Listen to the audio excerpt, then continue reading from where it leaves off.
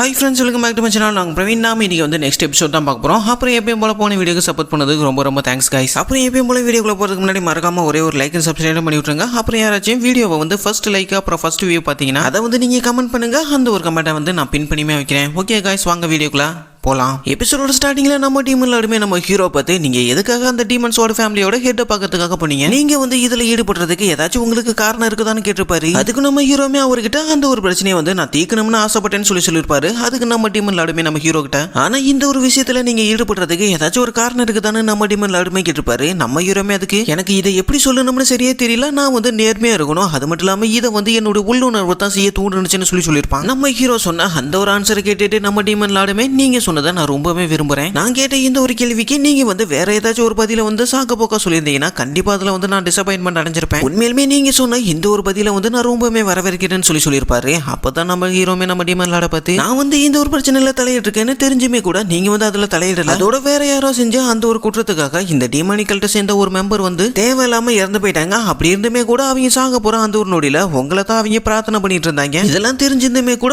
உங்களுக்கு வந்து உண்மையான குற்றவாளி யாருன்னு தெரியும். அப்படி இருக்கப்ப எதுக்காக நீங்க வந்து இந்த ஒரு பிரச்சனையில தலையிடலன்னு கேட்டிருப்பான். அதுக்கு நம்ம டீமன்லாடுமே நம்ம ஹீரோ பார்த்து அதுக்கான ஆன்சர் வந்து நீயே ஏற்கனவே சொல்லிட்ட, நீ சொன்ன மாதிரி நான் வந்து நேர்மையா இருக்கணும், அதோட என்னுடைய உள்ளுணர்வை தான் இதை மட்டும் என்ன தூண்டுச்சுன்னு சொல்லியிருப்பாரு. நம்ம ஹீரோமே அவர் சொன்ன அந்த ஒரு பதிலை கேட்டுட்டு திருன்னு முழிச்சிட்டு இருந்திருப்பான். அப்பதான் நம்ம டீமன்லாடுமே அவனை பார்த்து நான் சொன்னது வந்து உனக்கு சரியா புரிஞ்சிருக்காது, இருந்தாலுமே நான் வந்து தெளிவா சொல்றேன், நீ சொன்ன மாதிரி அவன் வந்து சாக போற அந்த ஒரு நொடி வரைக்குமே என்ன பத்தி தான் அவன் பிரார்த்தனை பண்ணிட்டு இருந்தான். இருந்தாலுமே அவன் வந்து அதுக்கு பதிலா வேற எதுவுமே எதிர்பார்க்கல. அவன் எதிர்பார்த்தது எல்லாமே ஒண்ணு தான், இந்த ஒரு நிகழ்வு மூலியமா டீமன்லார்டு வந்து என்ன ஞாபகம் வச்சுக்குவாருன்னு அவனுமே யோசிச்சு பார்த்தான். அதனால தான் அவன் வந்து அவனோட முடிவை ஏத்துக்கிட்டான். அவன் வந்து எனக்காக விசுவாசமா இருந்தா அதோட என்ன வந்து ஒரு கடவுளா பார்த்தான். அவன் பண்ண அந்த ஒரு விசுவாசத்திற்கும் பக்திக்கும் பதிலா வேற ஏதாச்சும் எதிர்பார்த்தா கண்டிப்பா அது வந்து தூய்மையா இருக்காது. அவன் வந்து அதை எதிர்பார்க்கல, அதனால தான் நானுமே அதுல தலையிடலேன்னு சொல்லியிருப்பாரு. அதனால தான் இந்த கல்ட்டில் இருக்க எல்லா மக்களுமே என்ன வந்து ஒரு கடவுளா பாக்குறாங்கன்னு நம்ம டீமன்லாடுமே நம்ம ஹீரோட்ட சொல்லியிருப்பாரு. நம்ம ஹீரோமே மனசுக்குள்ளார என்னது கடவுளா அப்படின்னு யோசிச்சு பார்த்துட்டு அவனுமே நம்ம டீமன்லாட பார்த்துட்டு நீங்க சொல்றது என்னால சரியா புரிஞ்சுக்க முடியல, இருந்தாலுமே நீங்க என்ன சொல்ல வரீங்களோ அதை வந்து நான் ஏத்துக்கிறேன். அப்படி இருந்தாலுமே நீங்க எதுக்காக அந்த டீமன் ஸ்குவாட் ஃபேமிலியோட ஃபர்ஸ்ட் பையன் ஜி காங்கியோன் பண்ண அந்த ஒரு கூட்டம் தெரிஞ்சுமே அவனை எதுக்காக நீங்க வந்து சீடனா ஏத்துக்கிறீங்கன்னு கேட்டிருப்பான். நம்ம பையன் சொன்னது கேட்டுட்டு நம்ம டீமன்லாடுமே நீங்க சொன்னது வந்து தப்பு, அவன் வந்து இந்த டீமானிக்கல்ட்டுக்கு ஒரு மூலப்பொருளா தேவைப்பட்டான்னு சொல்லியிருப்பாரு. அவர் சொன்னது கேட்டுட்டு நம்ம ஹீரோமே என்னது இன்கிரீடியன்டா, இவர் என்ன சொல்ல வராருன்னு தெரியலன்னு இவனுமே திருன்னு முடிச்சிட்டு இருந்திருப்பான். அதுக்கு நம்ம டீமன்லாடுமே அவனை பார்த்து இதுல வந்து நீங்க ஏற்கனவே ஈடுபட்டு இருக்கீங்க, இருந்தாலுமே இதை பத்தி உங்களுக்கு சரியா தெரியலன்னு சொல்லிட்டு அவருமே அவரோட கையில வந்து பவரை கேதர் பண்ணி ஏதோ ஒன்று பண்ணியிருப்பாரு. திடீர்னு எங்கேயோ இருந்து சில பொருட்கள் வந்து அந்த இடத்துல டெலிபோர்ட் ஆகி வந்திருக்கும். நம்ம டீம் எல்லாருமே நம்ம ஹீரோ பார்த்து இந்த பாக்ஸ்ல இருக்க இந்த மெடிசன்ஸ் எல்லாம் இதுக்கு முன்னாடி ஏற்கனவே நீங்க பார்த்திருப்பீங்கன்னு நான் நம்புறேன்னு சொல்லியிருப்பாரு. உடனே நம்ம ஹீரோமே அந்த பாக்ஸ்ல இருக்க அந்த மெடிசன்ஸ் எல்லாம் பார்த்துட்டு ஆளு மறந்து போயிருப்பான். ஆக்சுவலா உங்களுக்கு நல்லாவே தெரியும் நினைக்கிறேன். இந்த ஒரு மெடிசனை தான் அந்த கேப்டன் பேலும் அந்த ஃபர்ஸ்ட் எல்டருமே நம்ம இஸ்கார்ட் வாரியர்ஸ் கிட்ட இருந்து அவங்க எல்லாருமே போட்டு தள்ளிட்டு இது எல்லாத்தையுமே ஆட்டையை போட்டிருப்பாங்க. அதை பார்த்துட்டு நம்ம ஹீரோமே அப்பனா நான் வந்து இந்த கல்ட்டை விட்டு தெரியாம போனது டீமன்லாடுக்கு ஏற்கனவே தெரிஞ்சிருக்குது போலன்னு இவனுமே யோசிச்சு பார்த்திருப்பான். அதே சமயம் நம்ம டீமன்லாடுமே நம்ம ஹீரோ பார்த்து இந்த மிராக்கல் மெடிசன்ஸ் எல்லாமே ஒரு பெரிய அழிவை ஏற்படுத்தக்கூடிய ஒரு மெடிசன்ஸ்,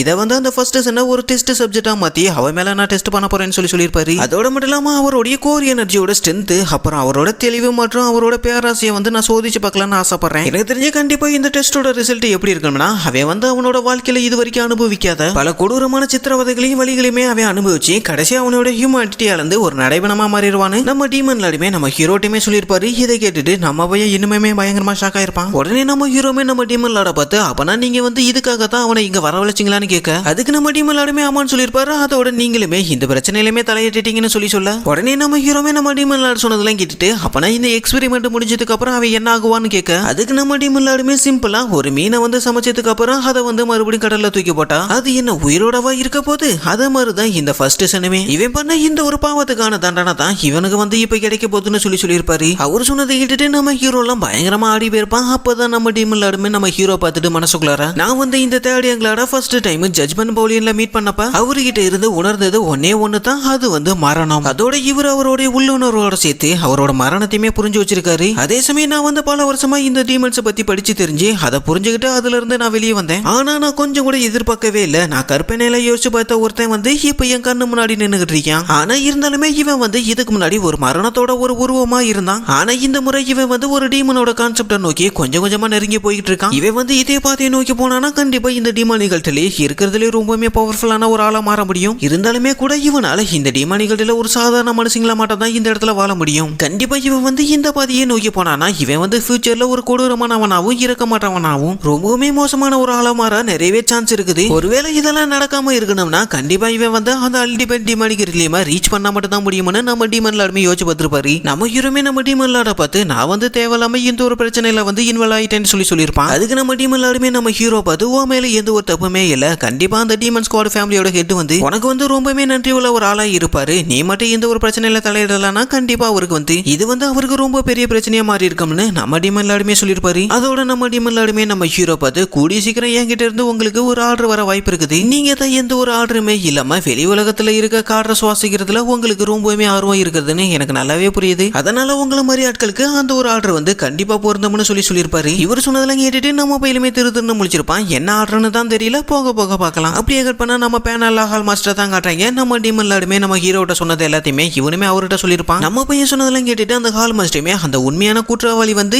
இங்க சிறையில இருக்கிறத விட அங்க வந்து மோசமான தண்டனையை அனுபவிப்பான்னு எனக்கு நல்லாவே புரியுது. அவன் வந்து உயிரோட இருந்தாலும் சரி இல்லாட்டினாலும் சரி அவன் வந்து ஒரு மோசமான நிலைக்கு தள்ளப்படுவான்னு மட்டும் எனக்கு நல்லாவே புரியுதுன்னு இவருமே சொல்லியிருப்பாரு. அதே சமயம் நம்ம ஹீரோமே அவரை பார்த்து சரி இதுக்கப்புறம் இந்த ஜி அங்க வேணா இதுக்கப்புறம் நீங்களே டேக் கேர் பண்ணிக்கிங்க, இதுக்கப்புறம் நான் வந்து இந்த பிரச்சனையில தலையிட விரும்பல, நான் முதல் இதுல இருந்து வெளியே போறேன்னு சொல்லியிருப்பான். அப்பதான் நம்ம ஹால் மாஸ்டருமே அவனை பார்த்து என்னதான் இருந்தாலுமே நீங்க வந்து எனக்கு ரொம்ப பெரிய உதவி பண்ணிருக்கீங்க, அதனால என்னால இந்த ஒரு உதவியை எப்பயுமே மறக்க முடியாதுன்னு சொல்லியிருப்பாரு. அவர் சொன்னதெல்லாம் கேட்டுட்டு நம்ம ஹீரோமே எனக்கு வந்து தூக்கம் வருதுன்னு சொல்லிட்டு அந்த இடத்த விட்டுமே கிளம்பிருப்பான். இந்த ஆளுமே திருன்னு முடிச்சிருப்பாரு. அப்படியே கட் பண்ணா நம்ம டீமன் லார்ட தான் காட்டுறாங்க. அந்த டைம் நம்ம டீமன் லார்டு கையில தான் அந்த கலாமிட்டி ஜேடுமே இருந்திருக்கும். ஆக்சுவலா உங்களுக்கு நல்லாவே தெரிஞ்சிருக்கும்னு நினைக்கிறேன். இந்த ஒரு கலாமிட்டி ஜேடுக்காக தான் அந்த ஃபர்ஸ்ட் எல்டருமே இந்த இடத்துக்கு வந்து கடைசியில நம்ம ஹீரோ கையிலுமே செத்து போயிருப்பாரு. அவர் வச்சிருந்தா அந்த ஒரு கலாமிட்டி ஜேடு தான் இப்ப நம்ம டீமன் லார்டு கையிலுமே இருந்திருக்கும். நம்ம டீமன் லார்டுமே மனசுக்குள்ளார இந்த ஜேட் ஆஃப் கலாமிட்டி வந்து ஒருத்தருடைய லைஃப் ஃபோர்ஸை மட்டும் அப்சர்வ் பண்ணாம சுத்தி இருக்க பிரிமோடியல் எனர்ஜியுமே சேர்த்து அப்சர்வ் பண்ணுது. இது பாக்குறதுக்கு அப்படியே அந்த ஜி காங்ஜோன் அப்புறம் ஜி யாங்ஜோன் மட்டுமே டிமானிக் எனர்ஜி அப்சர்வ் பண்ற மட்டுமே இருக்குது. ஆனா இது வந்து அவங்க யூஸ் பண்ற அந்த ஒரு டெக்னிக்கை விட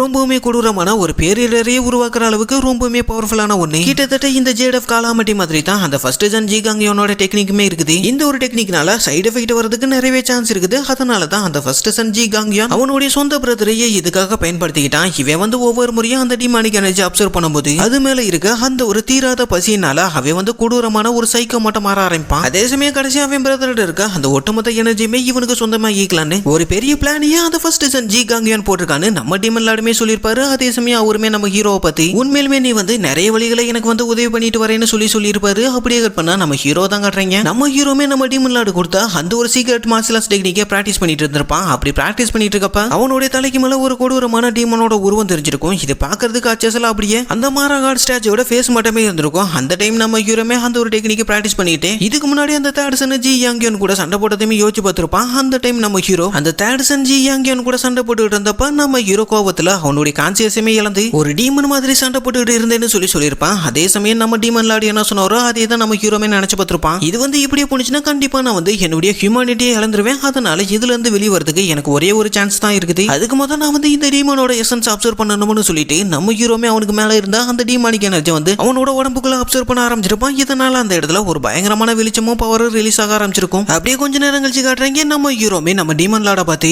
உண்மையிலுமே அவர் வந்து என்னால கொஞ்சம் கூட புரிஞ்சிக்கவே முடியல, அவர் எழுதி கொடுத்த இந்த 200 எழுத்திருக்க இந்த மார்ஷல் ஆர்ட்ஸ் டெக்னிக் வந்து ரொம்பவுமே அற்புதமா இருக்குது. அன்னைக்கு வந்து நான் அவர் கூட சண்டை போட்டப்ப நான் ரிலீஸ் பண்ண என்னுடைய டீமானிக் எனர்ஜியை வச்சு அவர் வந்து எனக்குள்ள இருக்க அந்த குறைகளை கண்டுபிடிச்சு அதுக்கான தீர்வையுமே அவரே கொடுத்துட்டாருன்னு இவனுமே யோசிச்சு பார்த்திருப்பான். அதோட நான் வந்து அந்த டீமன் லார்டுக்கு உண்மையிலுமே நன்றி சொல்லியாக்கணும், அவரால் தான் என்னுடைய டார்க் ஷேடோ டீமானிக் ஆர்ட்ஸ் வந்து இப்போ முழுமை அடைஞ்சிருக்குதுன்னு சொல்லிட்டு நம்ம ஹீரோமே நம்ம டீமன் லார்டு கொடுத்தா அந்த ஒரு மார்ஷல் ஆர்ட்ஸ் டெக்னிக்கை வந்து அவனோட பவர் யூஸ் பண்ணி அப்படியே காத்தோட காத்தா எரிச்சிருப்பான். அப்படி எரிக்கும் போது நம்ம ஹீரோக்கு கடைசியா ஒரு லெட்டருமே தெரிஞ்சிருக்கும். அதுல வந்து 9 டெப்த் ஆஃப் மிஸ்ட்ரின்னு போட்டிருக்கும். அதை பார்த்துட்டு நம்ம ஹீரோமே இதுக்கப்புறம் இந்த ஒரு டெக்னிக்கு நான் வந்து 9 டெப்த் ஆஃப் டீமானிக் ஆர்ட்ஸ்னு பேர் வைக்கிறேன்னு சொல்லியிருப்பான். அப்படியே பண்ண நம்ம டீமன் லார்டோட பிளேஸ் தான் காட்டுறாங்க. அந்த இடத்துல நம்ம ஜெனரல் ஸ்ட்ராட்டஜருமே நம்ம டீமன் லார்ட பத்தி திடீர்னு என்ன நீங்க இன்னைக்கு டிராயிங்லாம் வரைஞ்சிட்டு இருக்கீங்கன்னு கேட்க அதுக்கு நம்ம டீமன் லார்டுமே அவரை பத்தி நான் சொன்ன அந்த ஒரு ப்ரிப்பரேஷன்லாம் நீங்க வந்து கம்ப்ளீட் பண்ணிட்டீங்களான்னு கேட்டிருப்பாரு.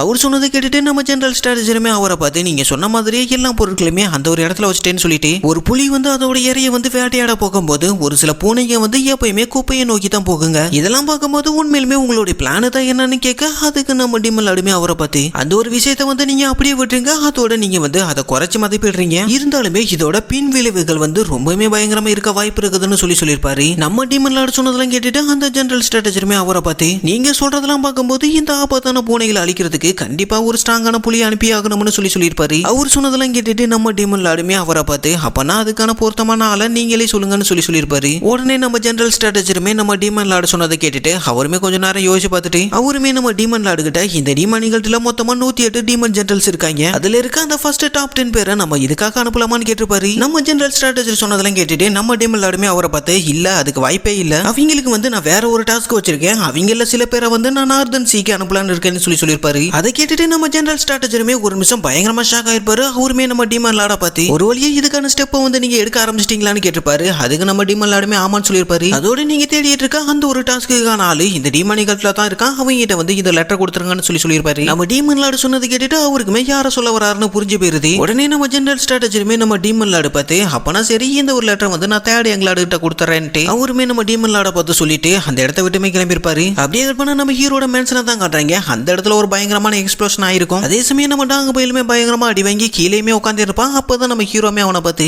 நீ ஒவ்வொரு நாளுமே கொஞ்சம் கொஞ்சமா இம்ப்ரூவ் ஆகிட்டே வந்துட்டு இருக்கேன்னு சொல்லியிருப்பான். அதை கேட்டுட்டு நம்ம டாங்க பயிலுமே தேங்க்ஸ்ன்னு சொல்லியிருப்பான். அப்பதான் நம்ம ஹீரோமே மனசுக்குள்ளார, இவன் என்ன பார்த்து ரொம்பவே ஃபாஸ்டா கத்துக்கிட்டு இருக்கான் அப்படின்னு நம்ம ஹீரோமே யோசிச்சு பார்த்துட்டு இருக்கப்ப தான் நம்ம டாங்க பயிலுமே அவனை பார்த்து, நான் என்னோட ஸ்பெஷல் அட்டாக் யூஸ் பண்ண போறேன்னு சொல்லியிருப்பான். அதை கேட்டுட்டு நம்ம ஹீரோமே, நீ என்ன அட்டாக் யூஸ் பண்ணாலுமே சரி அது என்கிட்ட கொஞ்சம் கூட வேலைக்கு ஆகாதுன்னு சொல்லியிருப்பான். அப்பதான் நம்ம டாங்க பயிலுமே அவனோட ஸ்வாடை ரொம்பவுமே பின்னாடி கொண்டு போயிட்டு அவன் எப்பயுமே யூஸ் பண்ற அந்த ஒரு பவர்ஃபுல்லான ஸ்வாட் ஸ்லாஷ் அட்டாக் யூஸ் பண்ணிருப்பான். அது பார்த்தா சும்மா தரையெல்லாம் பொழுதுகிட்டு நம்ம ஹீரோ நோக்கி வர ஆரம்பிச்சிருக்கும். இதை பார்த்துட்டு நம்ம பயிலே ஒரு நிமிஷம் பயங்கரமா ஷாக் ஆயிருப்பான். அப்பதான் நம்ம ஹீரோமே மனசுக்குள்ளார அவன் அவனுடைய ஆரவை முழுசா அந்த ஒரு அட்டாக்ல யூஸ் பண்ணவே இல்லை, அதோட அந்த ஒரு அட்டாக் ரொம்பவே ஸ்லோவா இருக்குதுன்னு சொல்லிட்டு நம்ம ஹீரோமே அவனோட டிராகன் ஸ்கேல் ஸ்வாட வச்சு நம்ம டாங்க பையன் பண்ண அந்த ஒரு அட்டாக்க தடுத்திருப்பான். அப்பதான் அவனுமே நம்ம டாங்க பையில பார்த்து, உன்னுடைய ஸ்வாடு பிரஷர் ஓரளவுக்கு வெயிட்டா தான் இருக்குது, எனக்கு தெரிஞ்ச கண்டிப்பா இது ஒரு 600 கிலோ பக்கம் இருக்கும், ஆனா இந்த ஒரு அட்டாக்கால என்ன தடுத்து நிறுத்தவே முடியாதுன்னு சொல்லிட்டு நம்ம ஹீரோமே அந்த ஒரு அட்டாக்கை கேன்சல் பண்ணிருப்பான். அடுத்த செகண்டே பார்த்தா நம்ம டாங்க பையன் நம்ம ஹீரோவோட கழுத்து பக்கத்துல அவனோட ஸ்வாடையே கொண்டு வந்திருப்பான். அந்த ஒரு சின்ன கேப்ல நம்ம ஹீரோ அந்த 7th டீமன் லார்டோட ஸ்வாடான அந்த 7 நைட் ஸ்வாட வச்சு நம்ம டாங்க பையன் பண்ண அந்த ஒரு அட்டாக்கை பிளாக் பண்ணிருப்பான். அந்த அட்டாக்ல ஏற்பட்ட அந்த ஒரு ஷாக் வேக்கு அந்த பைப்புல தரையெல்லாம் தேய்ச்சிட்டு போயிட்டு ரத்த வந்தியா எடுத்திருப்பான். அப்பதான் நம்ம ஹீரோமே அவனை பார்த்து, இதுக்கான காரணம்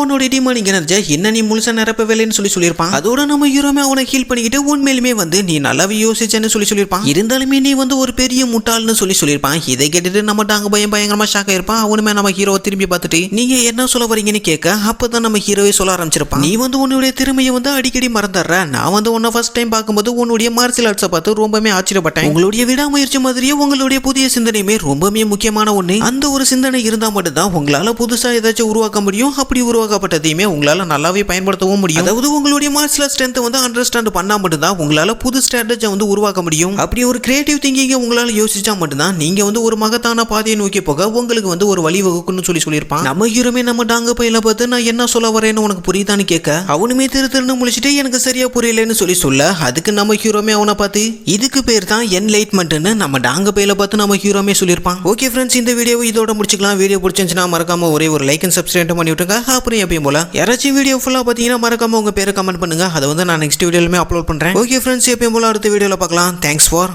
வாட்சிங்.